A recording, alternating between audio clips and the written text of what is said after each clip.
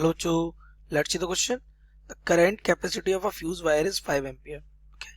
If the radius of the cross section of the wire is made 4 times, then the new current capacity of the wire will be option first 10 ampere, option second 20 ampere, option third 40 ampere, option fourth 80 ampere. So let's see the key concept of this question. The key concept of this question is that the maximum current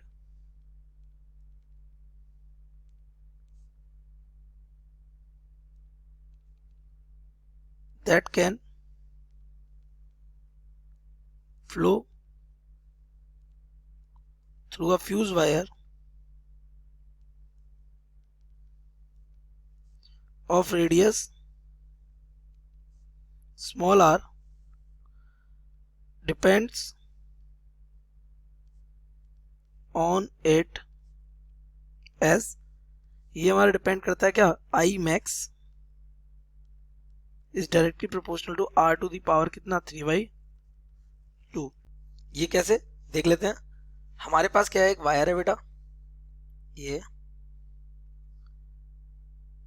इस wire का cross section area कितना मान लिया a dash है, ठीक है। इसका ये कर्व सरफेस एरिया हमने मान लिया कितना है a है, तो इसकी लेंथ मान ली हमने l है, इसका एरिया हमारा कितना है a डैश। इसका जो रेडियस है यहाँ पे, रेडियस मान ली कितनी है, स्मॉल r है। तो यहाँ से हम करंट पास करेंगे इसमें से, तो इसमें जो पर सेकेंड हीट रेट यानी कि heat production rate, heat rate it will be given by h is equal to, यानी पर सेकेंड प्रोड्यूस होने वाली हीट वो किसके इक्वल हो जाएगी, आई स्क्वायर r। आपको मालूम है ये बात, हीट रेट। और अगर हम इसमें से मैक्सिमम करंट पास करें तो यही हमारा हो जाएगा कितना, h is equal to I max square r। अच्छा, ये हीट कितने एरिया से पास होगी, इस कर्व सरफेस एरिया, यहीं से तो पास होगी, तो यहाँ पे क्या हो जाएगा, हीट इनटू एरिया। तो कर्व सरफेस एरिया के लिए अगर हम लिखेंगे तो we can write it as 2 pi r and h कितना हो जाएगा, l। ये हो जाएगा h इक्वल टू ये आई मैक्स स्क्वायर और रेजिस्टेंस, रेजिस्टेंस क्या होता है, रो एल बाई ए। ये कौन सा, cross section area A dash हो जाएगा यहाँ से। तो यहाँ से हमारा आ जाएगा ये 2 पाई r ये एल एच।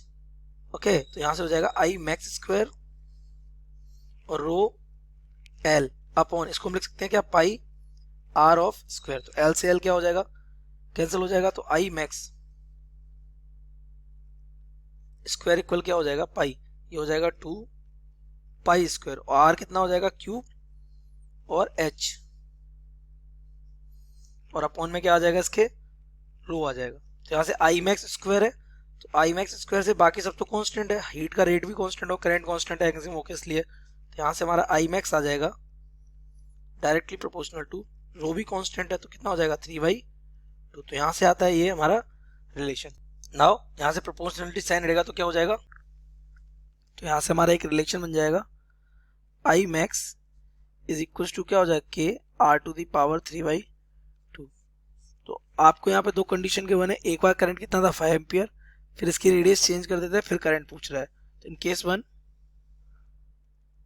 मान लिया करंट कितना कैरी कर रहा है, I1 करंट कैरी कर रहा है ना, और रेडियस कितनी है R, वो R1 मान लेते हैं इसकी रेडियस। ओके, R1, तो इसका I1 इक्वल आ जाएगा के R1 की पावर 3/2। फिर केस सेकेंड में क्या कह रहा है आपसे, करंट I2 हो जाएगा, रेडियस कितनी कर दी है 4R1, इसकी पावर कितनी हो जाएगी 3/2 हो जाएगी। तो अगर दोनों को डिवाइड करें, डिवाइडिंग 1/2, तो I1 अपॉन I2 इक्वल क्या हो जाएगा,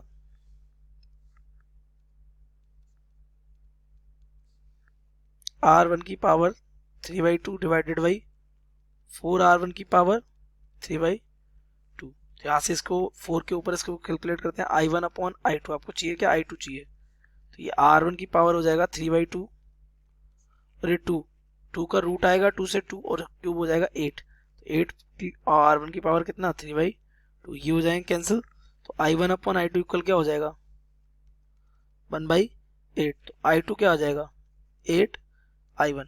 अच्छा, पहले करंट कितना चल रहा था 5 एम्पियर, सो करंट कितना कर दिया 5 एम्पियर, 8 इंटू 5, तो I2 कितना हो जाएगा 8 5 जा 40 ऑफ एम्पियर। तो नया करंट कितना चलेगा उस फ्यूज वायर से 40 एम्पियर। तो ऑप्शन अगर मैच करेंगे तो option third is correct. So the correct option